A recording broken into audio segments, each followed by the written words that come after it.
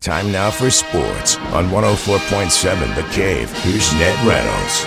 Mike, the intern, Ned Reynolds, in the studio Thursday morning. The Bears had a very rare Wednesday night game in Tennessee.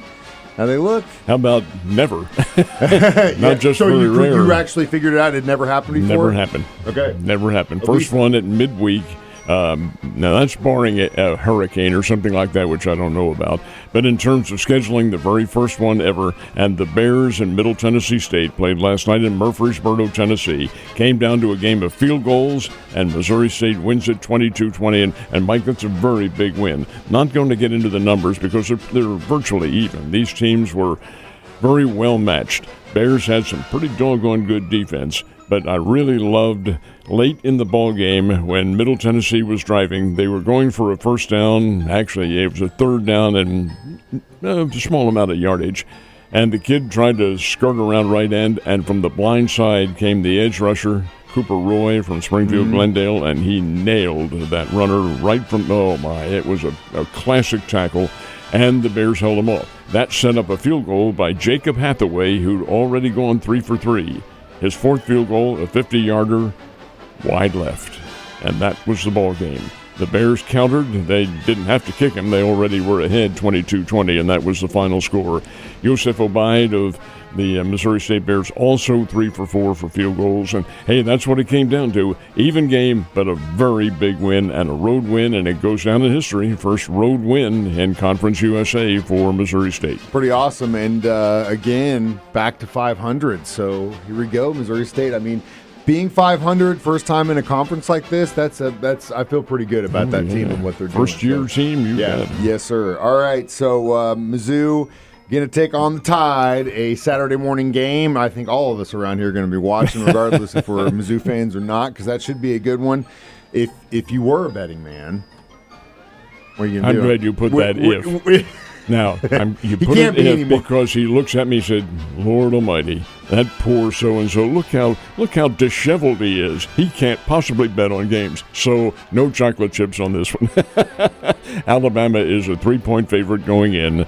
That's about the difference that I perceive in these teams. Alabama, folks, may not be the Crimson Tide of the past. They may not be omnipotent, but they're still pretty doggone good with some good athletes. Beat a really good Vanderbilt team last week in Tuscaloosa. Missouri, this will be a test for them. The Tigers have played a softer schedule than Alabama has and have come away, and Missouri's undefeated and highly ranked. Well, we'll see what happens, but it's Alabama a 3-point pick. We'll see, man. It is college football, and it really can be anyone's game. Speaking of that, the Eagles got snake bit last week, and they are in New York to face off with the Giants. You think this rookie quarterback stands a chance against the green and white? Well, we're about to find out. MetLife Stadium is where it will be. Jackson Dart is the New York Giants' new quarterback, and he was a fine player at Ole Miss and a fine player elsewhere. He's a transfer student. But now he's a pro, and he's getting his start for the New York Giants. Philadelphia will be a substantial favorite going in, and the Eagles are coming off a very tough-to-swallow loss last week. New York also lost to the New Orleans Saints, but that's the game tonight, the Thursday night game, MetLife Stadium, Philadelphia versus New York. That'll be it. And we will be at Coyote Sports Cafe starting at 7 o'clock tonight. If you want to win a signed Chiefs jersey, come see me. Last night was heaven if you love baseball. There's some great games, I thought. And it was kind of fun to kind of cycle back between all of them happening at the same time. There are 4 of them. Mm-hmm. All 4 of the games were played. When they take the diamond today, there will be, I believe, 2, because the one will be resumed on Friday, and that's the Detroit-Seattle series, which is tied. But the other 2 will be played tonight. One of them's over. That's the Toronto Blue Jays and the New York Yankees. The Blue Jays knocked off the Yanks last night 5-2, and, hey, that ended the season for the New York Ball Club. Toronto's pretty good, folks. Addison Barker had 3 hits of the safeties that the Blue Jays had, and Nathan Lucas had 2 RBIs, and the Blue Jays win that series 3-1, so it's all over, and Toronto is into the American League Championship Series. Who will they play? Well, Seattle and Detroit tried to settle it. Well, the Seattle Mariners came away with a win, 3-1 over the Tigers, and that ties up the series at 2. They play Game 5, the final game, tomorrow in Seattle. Chicago Cubs knocked off the Milwaukee Brewers 4-3.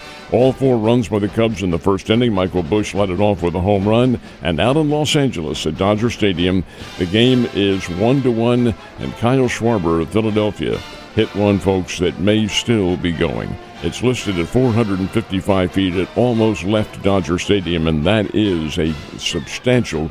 It was registered at 117 miles an hour off his bat. This is Schwarber, who hit 56 home runs this year. Anyway, he finally hit one in this series, banged it way up out of Dodger Stadium, and that tied the ball game. Schwarber had another home run a little bit later on. Philadelphia scored 5 runs in the 8th and beat the Dodgers. So, indeed, Philadelphia remains alive. Their Game 4 is coming up tonight at Dodger Stadium. So, indeed, the series are still going on.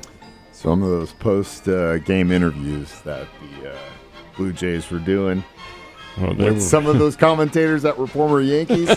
Can't make better television than that, my friend. So we've already mentioned the Mizzou-Alabama game this weekend, but that's just kind of the tip of the iceberg as far as college football.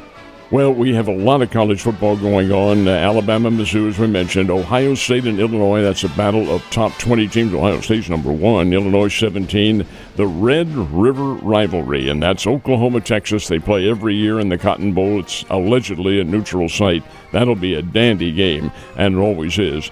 Notre Dame is home in South Bend, taking on the North Carolina State Wolfpack out of the ACC. Notre Dame has to play under the contract with the ACC. They have to play 5 games of ACC teams, and they already have played several of them. Indiana and Oregon. Here's an interesting game out in Eugene, Oregon. The Oregon Ducks, folks, are really, really good. Indiana has been a very big surprise. Do they meet their Waterloo out in Oregon? I suspect they will, but that's just a pick. And Georgia, Auburn, and the SEC among the many big games across the country. Should be a lot of fun to watch. Ned, you have a great day, and I can't wait to see you tomorrow because it's Friday.